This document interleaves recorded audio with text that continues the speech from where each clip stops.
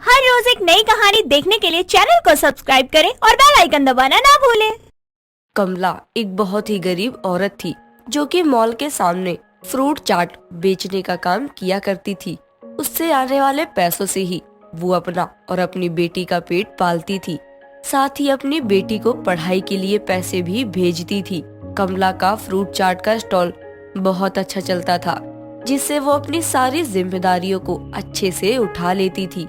सब कुछ ठीक चल रहा होता है, तभी एक रोज कमला का मकान मालिक राजेंद्र अपने परिवार वालों के साथ मॉल आता है, जहां उसकी नजर कमला के स्टॉल पर जाती है, जिसको देखकर वो अपनी पत्नी शांति से कहता है, शांति, मुझे एक बात समझ में नहीं आती। कहने को तो ये गरीब फ्रूट चाट वाली है, लेकिन इसके स्टॉल के आगे लगी भीड़ को देखकर ये तो लगता ही नहीं है कि ये गरीब होगी। भीड़ के हिसाब से ना रात तक इसकी अच्छी खासी कमाई हो जाती होगी।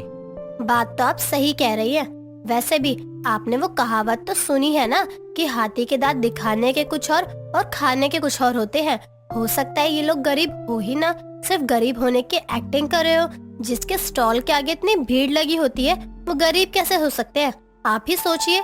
बात तो तुम्हारी सही है, तभी मैं सोचूं ये अपनी बेटी को हॉस्टल में रख के पढ़ा कैसे रही है। कैसे ये हर महीने मांगने से पहले कमरे का किराया दे देती है। और कहाँ से देती है? गरीब फ्रूट चाट वाली बनकर लोगों को लूटती है। ऊपर से इसने अपना स्टॉल भी मॉल के पास लगाया है। जो भी आएगा वो यहाँ जरूर ही रुकेगा, क्योंकि फ्रूट सेहत के लिए अच्छा भी होता है और फायदेमंद भी होता है। अगर मुझे पहले पता होता कि इस गरीब चाट वाली का स्टॉल इतना अच्छा चलता है तो मैं ना कमरे का किराया और बढ़ा कर लेता। अभी कौन सा समय निकल गया, अगले महीने से बढ़ा दीजिएगा किराया। बहती गंगा में हम भी थोड़ा हाथ धो ले। ये तो कमा ही रही है, थोड़ा हम भी कमा ले। सही कहा तुमने। चलो अभी शॉपिंग कर लेते हैं, बाकी इसे तो बाद में देखेंगे।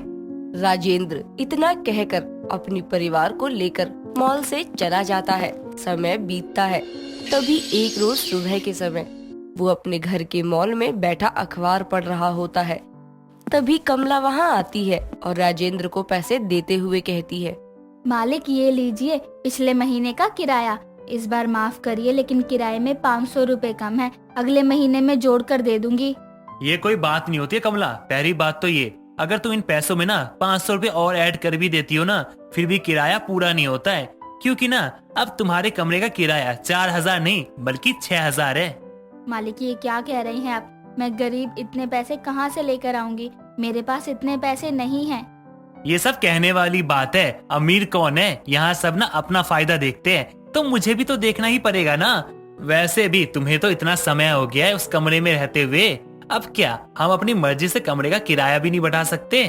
बिल्कुल बढ़ा सकते हैं, आपका ही घर है, लेकिन हमसे तो ज्यादा ही है आपके पास। अगर आप हम गरीबों की परेशानी नहीं समझेंगे तो कौन समझेगा? देखिए, मुझे जो बोलना था मैंने बोल दिया। अगली बार ना कमरे का किराया पूरे 6000 मिलने चाहिए मुझे, क्योंकि मुझे उस कमरे का किराया मिल रहा है 6000, वरना तुम खाली कर देना। राजेंद्र की बात सुनकर कमला बहुत परेशान हो जाती है और आगे बिना कुछ बोले चुपचाप वहाँ से अपने कमरे में चली जाती है और जमीन पर पड़ी चटाई पर सर पकड़कर बैठ जाती है। तभी उसकी पड़ोसन रूपा वहाँ आती है और उसके पास जाकर कहती है, तुम्हारी हालत देखकर पता लग रहा है कि मकान मालिक ने कमरे का किराया बढ़ा दिया है ना? हाँ, लेकिन तुम्हें कैसे पता? तुम लोगों के कमरे का भी किराया बढ़ाया है क्या मालिक ने? नहीं कमला, मालिक ने सिर्फ तुम्हारे कमरे का ही किराया बढ़ाया है। अभी कुछ दिन पहले तो वो किराया लेने आए थे, तभी मैंने उन दोनों को बातें करते हुए सुना था कि उन्होंने देखा है कि तुम्हारा फ्रूट चाट का स्टॉल बहुत अच्छा चल रहा है, इसलिए उनके मन में लालच आ गया। वो सब बातें ठीक है रूपा बहन, पैसे वाले तो हमेशा से ही गरीबों का खून चूसते आ रहे हैं, आज कोई नई बात नहीं है। लेकिन ये सब अभी ही क्यों, बस 2 साल की पढ़ाई रह गई है मेरी बेटी की, उसके बाद वो खुद नौकरी करने लग जाएगी। लेकिन अभी मैं गरीब फ्रूट चाट वाली इतने पैसे कहाँ से लाऊं जो इतना महंगा कमरा ले सकूं, उसके बाद बाकी के खर्चे देख सकूं। अब मैं क्या ही बोलूं बहन, बस भगवान से प्रार्थना करती रहूंगी। मालिक से कुछ मत कहना कि मैंने तुम्हें कुछ बताया है, वरना पता चले मेरे कमरे का भी किराया बढ़ा दे। रूपा इतना कहकर वहाँ से चली जाती है। ऐसे ही समय बीतता है और समय के साथ गरीब फ्रूट चाट वाली की मुश्किलें और बढ़ जाती हैं, जिसके कारण वो अपने दिन के साथ रात में भी अपना फ्रूट चाट का स्टॉल लगाना शुरू कर देती है। ताकि वो अपने खर्चों को पूरा कर सके। लेकिन वो कहते हैं ना कि गरीब का इम्तिहान कभी खत्म नहीं होता। ऐसे ही कुछ दिन कमला के साथ था।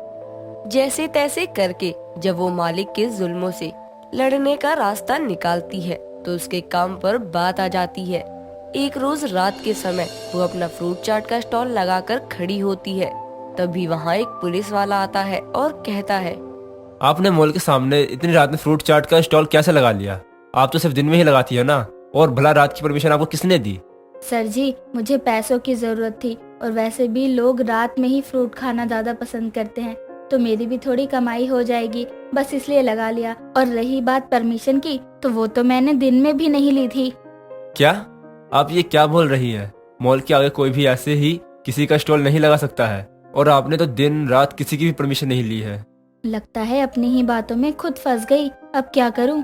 माफ करिए सर जी, बात ये है कि ये फ्रूट चाट का स्टॉल मेरे पति चलाते थे। उनके जाने के बाद इस स्टॉल को मैंने चलाना शुरू किया। मुझे इन सब बारे में कुछ नहीं पता है। मैं तो बस एक गरीब फ्रूट चाट वाली हूँ। मुझ गरीब पर रहम करिए। देखिए, आप गरीब है इसलिए मैं आपका स्टॉल बंद नहीं करवा रहा हूँ, सिर्फ फाइन भरवा कर ही छोड़ रहा हूँ। कल सुबह आप इस इलाके के थाने में जाकर 7,000 रुपए जुर्माना भर दीजिए और अपना स्टॉल चलाने की परमिशन ले लीजिए, लेकिन अभी अपना स्टॉल बंद करिए। पुलिस वाले की बात सुनकर कमला के होश उड़ जाते हैं। थोड़ी देर बाद जब वो अपना स्टॉल बंद करके अपने घर चली जाती है, अगले दिन वो जैसे तैसे करके पैसों का इंतजाम करती है और थाने में जाकर अपने जुर्माना भर देती है। जिसके बाद अपने मकान मालिक राजेंद्र के पास जाकर उसे आधे महीने का किराया देते हुए कमरे की चाबी वापस कर देती है और कहती है, मालिक, मुझ गरीब के पास इतना पैसा नहीं है कि मैं इतने महंगे कमरे में अकेले रहूं और फिर उतने ही पैसे भरकर अपनी रोजी रोटी चलाऊं। इससे अच्छा है कि मैं अपनी रोजी रोटी ही चला लूं। वैसे भी अब मैं रात में भी स्टॉल लगाती हूं, तो क्या करूंगी कमरे का? आप मुझ गरीब की छत छीनकर कमा लीजिए पैसा। आपके पास मुझसे ज्यादा मजबूरी है। तुम ये क्या कह रही हो? मुझे कुछ समझ में नहीं आ रहा। और मैंने क्या किया जो तुम मुझे सुना रही हो? आप क्या समझ रहे हैं मालिक कि आपने मेरा चलता फ्रूट चाट स्टॉल देखकर ही मेरा किराया बढ़ाया है? ये बात मुझे नहीं पता, या मुझे ये नहीं पता कि आपने मुझे छोड़कर किसी का भी किराया नहीं बढ़ाया है। लेकिन आप मालिक हैं, आपका घर है, आप कुछ भी कर सकते हैं। लेकिन मुझ गरीब के पास इतना पैसा नहीं है जो मैं आपका किराया भर सकूं, इसलिए मैं आपका कमरा छोड़ रही हूँ। गरीब कमला की बात सुनकर राजेंद्र को अपनी हरकत पर बहुत पछतावा होता है। जिसके बाद वो उससे अपनी गलती की माफी मांगता है, साथ ही उसे उसके कमरे की चाबी वापस कर देता है, वो भी पुराने किराए पर।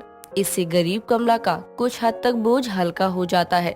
जिसके बाद वो अगले दिन से बिना किसी चिंता के अपना फ्रूट चाट का स्टॉल लगाना शुरू कर देती है। दोस्तों, अगर आपको ये कहानी पसंद आई तो इसे लाइक करें, शेयर करें और कमेंट करके बताएं कि कहानी में आपको सबसे अच्छा क्या लगा।